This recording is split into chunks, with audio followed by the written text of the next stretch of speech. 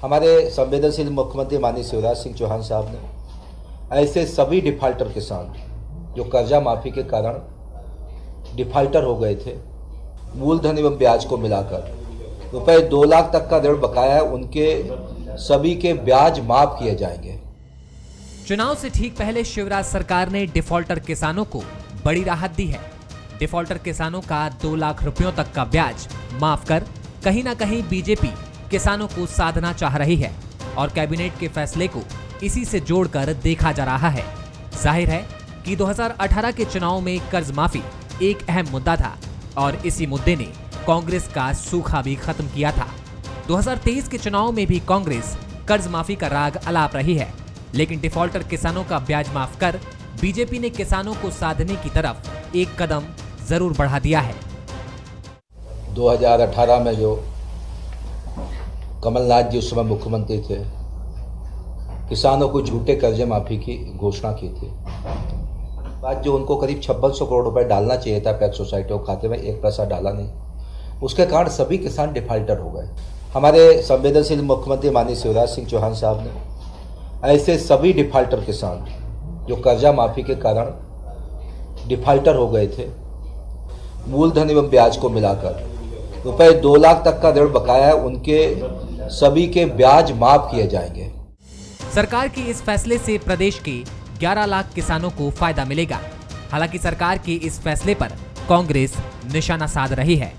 कांग्रेस तत्कालीन कमलनाथ सरकार का हवाला देते हुए कह रही है कि किसानों का भला कांग्रेस ही कर सकती है। कांग्रेस सरकार आई थी, कमलनाथ जी ने अपना वचन निभाते हुए पहले दिन पहला निर्णय लिया था कर्जा माफ़ी का।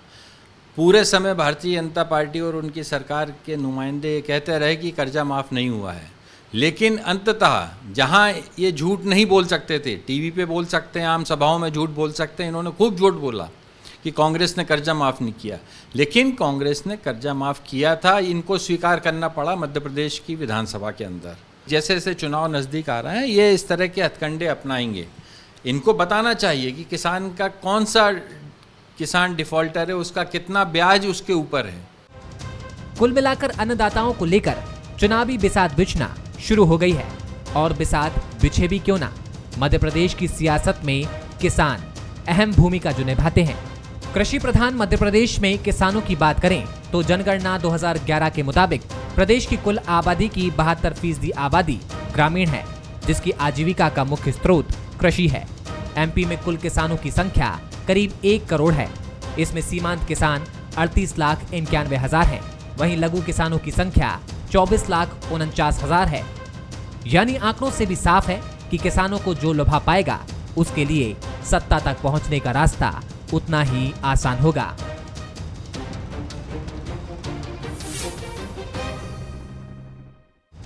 बंसल न्यूज के सवाल नंबर 1, क्या एमपी की सियासत के केंद्र में फिर अन्नदाता होगा?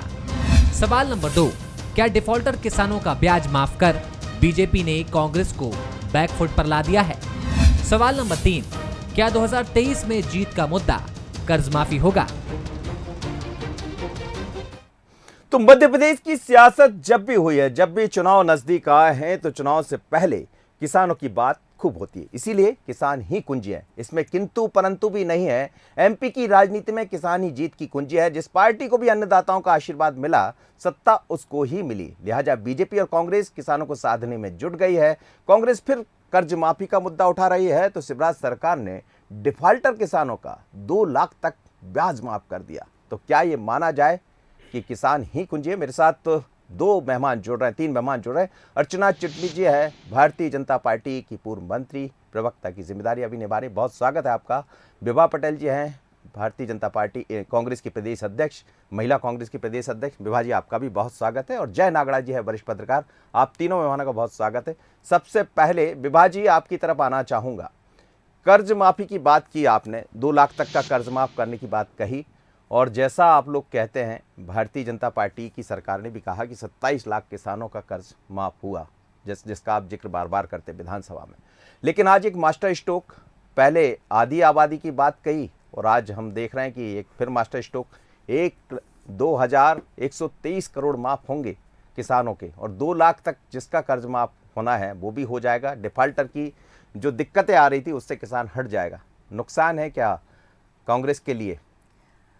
देखिए मनोज जी, मुझे पहली बात तो ये समझ में नहीं आती इसे आप मास्टर स्ट्रोक कैसे कह रहे हैं। दूसरी बात मैं ये कहना चाहती हूँ कि इनकी दरअसल भारतीय जनता पार्टी की आदत है कि बड़ी बड़ी बातें करना, लफ्बाजी करना, लेकिन यथार्थ के धरातल पर कुछ भी नहीं होगा।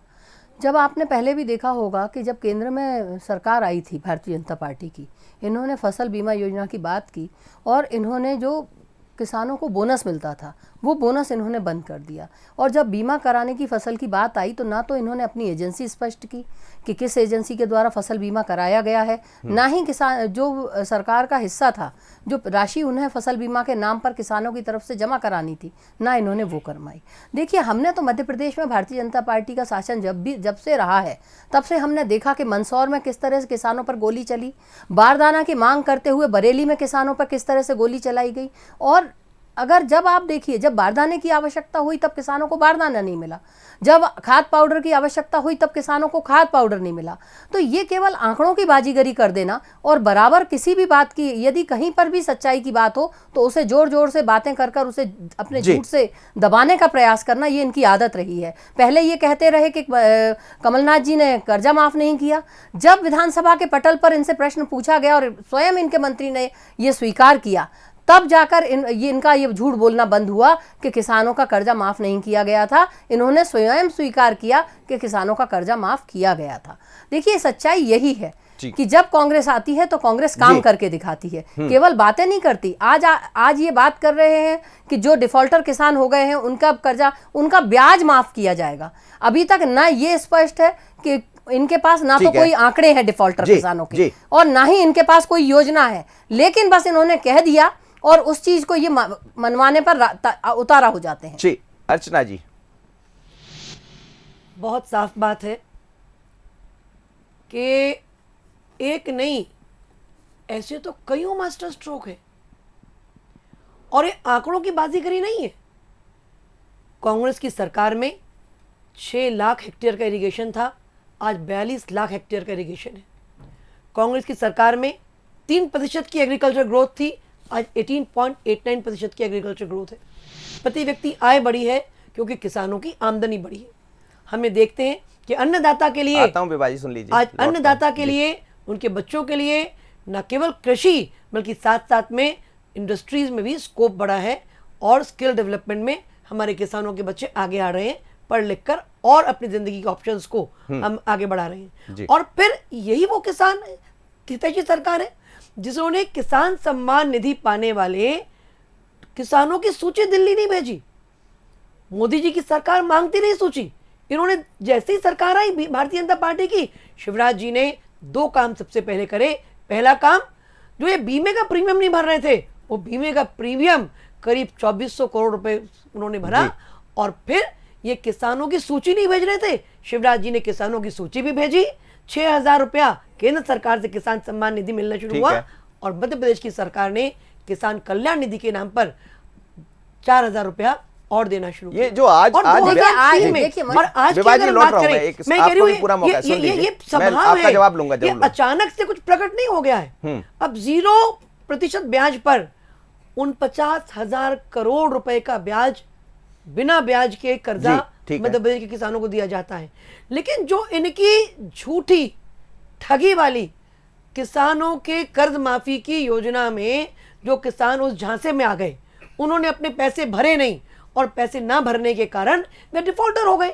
उन्हें 0% ब्याज पर अब पैसा मिलना बंद हो गया। हम 0% ब्याज पर किसानों को पैसा देते हैं और ये अपने राज्य में 16% से अधिक ब्याज पर किसानों को ये ऋण देते रहे। अब आज कैसे नहीं है संख्या, एग्जैक्टली संख्या है 11,19,000 किसान हैं जो डिफॉल्टर हुए। उनके इस डिफॉल्टर का जो परिस्थिति बनी है उसको ब्याज भरेगी भारतीय जनता पार्टी की शिवराज सिंह जी की सरकार और वे डिफॉल्ट से दूर होंगे। 0% ब्याज का वो लाभ उठाएंगे। आप ही ने आंकड़ा बोला था 2123 करोड़ रुपए, मतलब सारी योजना है, माइक्रो लेवल तक आकलन भी है और आंकड़ा भी है। विभाजी आपकी तरफ भी आऊंगा मैं, एक प्रतिक्रिया नागड़ा साहब के लिए। नागड़ा जी, ये तो होता रहा मध्य प्रदेश के जब भी चुनाव, और खासकर हिंदी भाषी राज्यों की तरफ हम जाते, पंजाब की तरफ हम जाते, तो किसान बड़ा मूल में होता है। और वैसे भी किसान तो कहा ही जाता है कि सबसे मुख्य व्यक्ति जिससे पूरा देश चलता है। लेकिन बड़ी बात यह है कि कर्ज माफ़ी को लेकर कांग्रेस भी आगे बढ़ी। अब उसी कर्ज माफ़ी का ब्याज माफ़ करने की बात सरकार कह रही। क्या 2023 से पहले, मैं ऐसा मान रहा हूं कि पहले लाडली बहना और फिर अब किसान कर्ज माफ़ी की बात कर कर जो काम कांग्रेस करना चाह रही थी वो बीजेपी ने कर दिया, ये बताने का प्रयास तो है ही। मनोज जी, ऐसा लगता है कि बोर्ड मची हुई है कि कैसे हम अपने मतदाताओं को अपनी तरफ रिझाने के लिए, और उसके लिए जो भी तरीका हो सकता है। यदि शिवराज जी ने लाडली बहना के नाम पे 1000 रुपए की घोषणा की, तो कमलनाथ जी ने थोड़े दिन बाद उसको 1500 रुपए कर दिया। और इसी तरह से यदि हम आगे बात करें कर्ज माफी के मुद्दे पर, निश्चित रूप से कांग्रेस को फायदा मिला, सत्ता में आई, तो बीजेपी को लगता है कि ये एक महत्वपूर्ण मुद्दा है, ये छूट नहीं जाए। इस समय कोई दोनों दल कोई कसर छोड़ना नहीं चाहते। चुनाव जीतने के लिए जो भी संभव प्रयास है सब कुछ दांव पे लगाना चाहते। मेरा मुख्य सवाल ये है कि हम इतने सालों से, मैं पिछले 25-30 साल से देख रहा हूं, हर बार कर्ज माफी और ये मुद्दे बनते हैं, किसान की हालत वहीं की वहीं रहती है। क्यों मध्य प्रदेश का किसान पंजाब जितना संपन्न नहीं हो पाता? क्यों उसकी जो मूल, उसको आप हमेशा भिखारी बना के क्यों रखना चाहते हैं? आप उसको सम्मान निधि की बात कर रहे हो, उसका सम्मान तो इसी में है जब वो स्वावलंबी हो जाए, वो न सरकार से कोई सब्सिडी ले, वो अपने बाजार में अपना खुले रूप से माल बेचे। और मैंने ऐसे बहुत सारे किसानों पे स्टोरीज की है जिन लोगों ने अपने दम पे, और मध्य प्रदेश के ही, कि जिन्होंने अपने दम पे कोई सरकारी सब्सिडी नहीं ली और अपनी खेती को लाभ का धंधा बना के करोड़ों रुपए कमाए हैं। तो मुझे लगता है कि हमको उस दिशा में लगता है कि हमारा चाहे एग्रीकल्चर पूरा डिपार्टमेंट है या उद्यानिकी विभाग है या ये सारा कहीं इनका फेल्यूर है। मैं दोनों सरकारों की बात कर रहा हूँ, मैं इसके लिए किसी पार्टी विशेष को दोषी नहीं कहता, लेकिन जो भी सरकार में आता है वो किसान को आर्थिक रूप से हम कैसे मजबूत बनाए। इसी तरह हम महिलाओं के सशक्तिकरण की यदि बात करते हैं तो 1000-1500 रुपए में कोई सशक्तिकरण नहीं होगा। बेहतर होगा कि आप उसके रोजगार के अवसर बनाएं। महंगाई की कोई बात नहीं कर रहा है, कोई प्लान दोनों के पास नहीं है कि हम महंगाई को नियंत्रित कैसे करेंगे। तो मुझे लगता है कि इन बेसिक चीजों को छोड़ करके हम बहुत तात्कालिक लाभ की चीजों पर जा रहे हैं। बिल्कुल, और ये दोनों पार्टियों से मेरी शिकायत है। बिल्कुल, और समझना ये भी पड़ेगा कि आखिर इतना बजट दोनों ही तरफ से कैसे होगा। जी विभा जी, आप कुछ कह रही थी, अपनी बात कीजिए। देखिए, अभी जिस तरह से माननीय अर्चना जी ने कहा कि किसानों को लाभ, किसानों की जो खेती है उसको लाभ का धंधा इन्होंने बनाने का, 0% ब्याज की इन्होंने बात की। लेकिन तो मैं तो ये कहना चाहती हूँ कि जो खाद कोऑपरेटिव के माध्यम से हर किसान को उपलब्ध हो जाती थी, वो आज शिवराज जी की सरकार जब आई तो उन्होंने काम पहले ये किया कि जो खाद कोऑपरेटिव के माध्यम से किसानों को मिलती थी उसे खुले बाजार में लोगों के पास पहुंचा दिया गया, और किसान जिसको एक खाद मिलने का स्पष्ट जरिया था सोसाइटी, वहां से न मिलके उसे खुले बाजार से खरीदना के लिए मजबूर होना पड़ा। आज मध्य प्रदेश के किसान की जो फसल है वो समर्थन मूल्य पे नहीं बिक पा रही है, किसानों को अपना समर्थन मूल्य नहीं मिलता, और ये उसकी आज ये बात कर रहे हैं कि डिफॉल्टर किसानों का इन्होंने कर्जा माफ किया है। मैं एक और चीज़ याद दिलाना चाहती हूँ, जैसे अभी नागड़ा जी बात कर रहे थे कि क्यों योजना ऐसी नहीं बनती जिससे खेती लाभ का धंधा बने। अभी अर्चना जी ने बात की कि रोजगार उपलब्ध कराए गए। अरे भारतीय जनता पार्टी की सरकार तो वो सरकार है जो 2 करोड़ नौजवानों को रोजगार देने की बात करती थी, लेकिन जब बात आई, इन्होंने खुद ने विधानसभा में ये स्वीकार किया कि लाख के ऊपर भी आंकड़ा नहीं पहुंच पाया जिन्हें रोजगार दिया गया। देखिए, यही विडंबना है। इन्होंने जब मूंग जब किसानों की आई, इन्होंने उसका समर्थन मूल्य घोषित किया कि 73 रुपए से प्रति क्विंटल पर मूंग खरीदी जाएगी सरकार के द्वारा, लेकिन विडंबना ये रही कि सर्वर डाउन रहा और बारिश आ गई, किसान अपनी मूंग लेकर इधर उधर भटकते रहे, और वही मूंग 5300 में उन्हें खुले बाजार में बेचने के लिए बाध्य होना पड़ा। नहीं, एक सेकंड मनोज जी, मुझे बात पूरी कर लेने दीजिए। और वही मूंग जो बिचौलियों ने खरीदी थी वो 7300 रुपए जब सर्वर ऑन हो गया तो वही मूंग उन्हीं किसानों के नाम पर, मैं पूरी जिम्मेदारी से कह रही हूं, उन बिचौलियों ने सरकार को 7300 रुपए में बेची और 2000 रुपए प्रति क्विंटल का फायदा उन बिचौलियों ने उठाया। देखिए, ये अगर सिस्टम चलता रहेगा, मध्य प्रदेश में कौन लोग हैं जो इस चीज के लिए जिम्मेदार हैं? और यदि ये जिम्मेदारी निश्चित नहीं होती और सरकार अपनी जिम्मेदारी से मुंह मोड़ती रहेगी तो ये किस तरह से बात कर रहे हैं? आज ये 11 लाख किसानों के कर्जे माफ की बात कर रहे हैं, जब आप स्वयं ये स्वीकार करते हैं कि करोड़ से ऊपर संख्या किसानों की है, तो 11 लाख किसानों का अगर ये ब्याज माफ करने की बात कर रहे हैं, अभी तो ये इन्होंने बात की है, कब करेंगे पता नहीं। इन्होंने 50,000 तक के कर्जे माफ करने की घोषणा की थी मनोज जी, आपको याद होगा, और 50,000 तक के एक भी किसान का कर्जा इन्होंने माफ नहीं किया था। मैं तो इनको याद दिलाना चाहती हूँ, शायद इनको याद भी होगा कि जब पटवा जी की सरकार आई थी तब भी इन्होंने अपने घोषणा पत्र में कहा था कि भाजपा का कहना साफ, हर किसान का कर्जा माफ, लेकिन हुआ नहीं था। किसानों ने इन्हें ही साफ कर दिया और अब फिर वही आएगी बात कि किसान इस सच्चाई को पहचान रहे हैं और भाजपा को फिर से साफ करेंगे। चलिए जी अर्चना जी।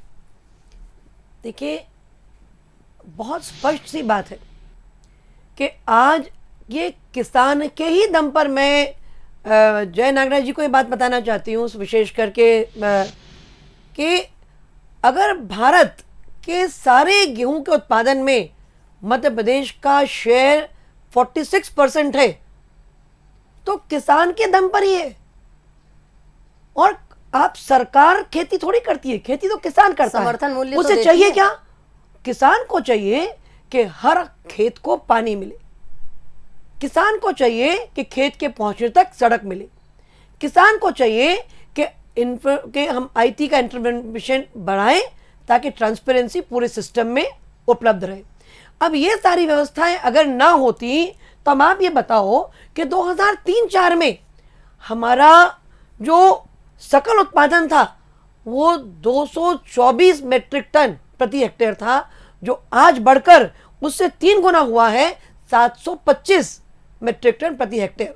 ये 3 गुना का जो बढ़ोतरी है ये बिजली उपलब्ध होने के कारण है, ये ट्रांसफॉर्मर्स की उपलब्धता होने के कारण है, ये सबस्टेशन बढ़ जाने के कारण है। और साथ ही साथ विगत 4 वर्षों में हमने ये देखा है कि हमारा जो प्रति हेक्टेयर उत्पादन है और प्रति हेक्टेयर उत्पादन भी हमारा बहुत बड़ा है। विभा जी कुछ कह रही हैं, आप जल्दी से कह दीजिए। मैं ये पूछना चाह रही हूँ, सारा उत्पादन बढ़ गया, किसान ने मेहनत कर ली, लेकिन फिर भी किसान को आप समर्थन मूल्य क्यों नहीं दिलवा पा रहे हैं? आज किसान गेहूं बेच रहा है और उसको समर्थन मूल्य नहीं मिल पा रहा है, तो ये आखिर इसके पीछे कौन है? आप एक बात बताइए मुझे कि किसानों को जब खाद की आवश्यकता होती है, खाद नहीं मिल पाती, बारदाने की आवश्यकता, लेकिन वो कहते हैं ना डिफाल्टर हो गए किसान। अरे आप लेकिन ये तो बताइए कि किसान जो सोसाइटी सहकारी समितियां वो देने से मना कर दीजिए। अगर चीज बताइए सोसाइटी पानी उपलब्ध ना होता तो हमारे बारदाने की आवश्यकता थी, बारदाने नहीं मिले, उत्पादन बढ़ा है, किसानों पर गोली चला दी गई। और ये व्यवस्थाएं हैं, आंकड़ों की बाजीगरी किसान नहीं समझते। किसान ये समझता है कि उसने वो बाजार में क्या लेकर गया और उसे क्या मिला। नहीं, लेकिन कर्ज माफ आप भी नहीं कर पाए थे, तो नहीं, कर्जा हमारा, देखिए कर्ज माफी का चरण, शुरुआत में देखिए कर्ज माफी और सरकार कोई 1 साल के लिए नहीं बनी थी। जिस तरह से मैं कहना नहीं चाहती थी, लेकिन आप वहीं पर आ गए कि इन्होंने खरीद फरोख्त करके जिस तरह से अपनी सरकार स्थापित की, तो फिर तो इनकी जिम्मेदारी बनती थी कि इन्हें कम से कम अपना घोषणा पत्र तो लागू करना चाहिए था। आज देखिए बात वही है, जब कमलनाथ जी की सरकार आई, चरणबद्ध तरीके से किसानों का कर्जा माफ किया जा रहा था और स्वयं भारतीय जनता पार्टी के जो मंत्री जी हैं उन्होंने सदन में ये स्वीकार किया है। मैंने आपसे कहा, आपकी बात शुरुआत में 27 लाख किसानों का कर्जा कांग्रेस ने माफ किया है। तो देखिए यही बात है, ये सच्चाई स्वीकार बहुत स्पष्ट सी बात है कि इनके लिए चाहे ये किसान की बात करें कर्ज माफी की, चाहे नारी सम्मान की करें, ये केवल टूल है। और भारतीय जनता पार्टी अगर नारी की बात करती है या किसान की बात करती है तो एक योजना नहीं करती, एक घोषणा नहीं करती। हमारी एक लंबी फहरिस्त है जो चलती है लगातार, उसकी व्यवस्थाओं के लिए, उसकी इंफ्रास्ट्रक्चर के लिए, उसको आवश्यक इतना। हमने आपको अगर एक ही मैं केवल बात बताऊं, मात्र एक ही आंकड़ा, कृषि विकास दर की मैंने आपसे बात करी, साथ में 2003 में एग्रीकल्चर और अलाइड हमारे जो सारे डिपार्टमेंट से उनका 600 करोड़ का बजट था, और आज भारतीय जनता पार्टी की सरकार में इस वर्ष का बजट 53,964 करोड़ रुपए है। नागड़ा साहब, एक सबसे बड़ी बात यह है कि भरोसा, विश्वास वो किस पर करेगा मतदाता, क्योंकि दावे तो दोनों तरफ से होंगे। उन्होंने कहा हमने भी कर्ज माफ किया, आपने कह दिया ब्याज माफ कर दिया। अब बात आती है भरोसे की, तो वो कहां दिखाई देगा, क्योंकि दावे तो चलते रहेंगे चुनाव तक। अंतिम प्रतिक्रिया आपसे। मनोज जी, एक पहली बात तो मैं कहूँ कि आज की बहस मुझे बड़ी सार्थक लग रही है। मेरी दोनों बहनें अर्चना जी और विभा जी बड़ी तैयारी के साथ में और आई हैं, बड़ा तथ्यों के साथ उन्होंने अपनी बात रखी। मुझे अन्यथा अमूमन इस तरह की बहसों में बहुत कर्कश किस्म की होती है और कुछ नहीं निकलता। मैं दोनों को पहले तो आपको बधाई दूंगा, बहुत अच्छी तैयारी के साथ आपने अपनी बात रखी। देखिए, किसानों का मुद्दा मुझे लगता है राजनीति से ऊपर उठ के होना चाहिए ये। और मध्य प्रदेश की बात यदि हम करें, किसान संपन्न होगा तो प्रदेश संपन्न होगा। हम कहीं ना कहीं इतनी उपलब्धियां, मैं मानता हूं कि चाहे कांग्रेस की सरकारें हुई है, सबके मिले जुले प्रयास से ही कहीं ना कहीं सिंचाई का रकबा बढ़ा है, बिजली बढ़ी है, सब चीजें हुई है, हर सरकार ने अपना अपना योगदान। लेकिन अल्टीमेट नतीजा किसान, उसके बावजूद क्यों हर बार हमको किसानों की कर्ज माफी की बात करनी पड़ रही है? ऐसा क्यों नहीं होता कि किसान कर्ज ऊपर, हमको वो स्थिति में लाना है कि एक चुनाव ऐसा आए जब कोई किसानों की कर्ज माफी की बात न करे, किसानों की सब्सिडी की बात न करे, किसान अपने आप चलिए, बहुत अच्छी बात आपने कही। मुझे लग रहा है कि ये मौका आएगा, लेकिन इसका इंतजार तो दोनों तरफ से, बीजेपी के अपने दावे, कांग्रेस के अपने दावे। बहुत धन्यवाद आप तीनों मेहमानों को मेरे साथ जुड़े। लेकिन इतना जरूर है कि 2023 के चुनाव में ये तमाम तरह की चीजें नजर आने वाली। वैसे भी किसान की बात तो हमेशा होती रही है। कांग्रेस ने पिछली दफा बात ये कही थी कि कर्ज माफी की जाएगी, 2 लाख तक का कर्ज माफ, लिहाजा मध्य प्रदेश में 2018 में कांग्रेस की सरकार बन गई। बीच में क्या हुआ वो आप सब जानते हैं, पर अब बड़ी बात यही है कि दावे दोनों तरफ से हैं, पर जनता, मतदाता, किसान भरोसा किस पर करेगा? और इसीलिए तो किसान ही कुंजी है। आगे देखिए छत्तीसगढ़ आज का मुद्दा, मैडम लेंगी मीटिंग। नमस्कार।